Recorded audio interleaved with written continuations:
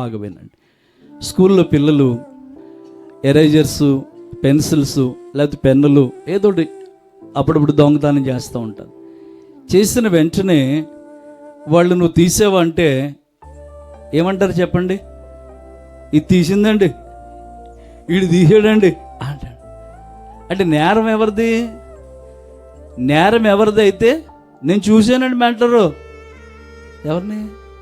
శాంతమ్మనా? దేవుని స్తోత్రం చెప్పండి.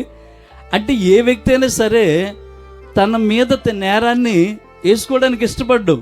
ఆ నేరం ఎవరు చేశారో వాళ్ళని ఏలెట్టి చూపించడానికి ఇష్టపడతారు. ఇప్పుడు యేసు ప్రభు వారిని పిలాతు అధిపతి అడుగుతున్నాడు, యూదుల రాజు నీవేనంటే దానికి నేనే అన్నాడు.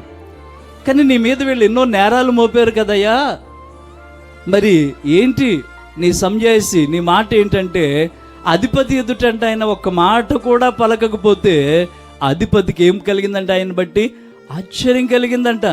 ఇంత నిందలు నీ మీద వేస్తున్నప్పటికీ, ఇదిగో నిన్ను సిలువ కప్పచెప్పమని జనులు కేకలు వేస్తున్నప్పటికీ వీళ్ళందరి కోసం నువ్వు చావడానికి నిలిచావయ్యా. నువ్వు ఆశ్చర్యకరుడు అయ్యా, ఆశ్చర్యకరుడు.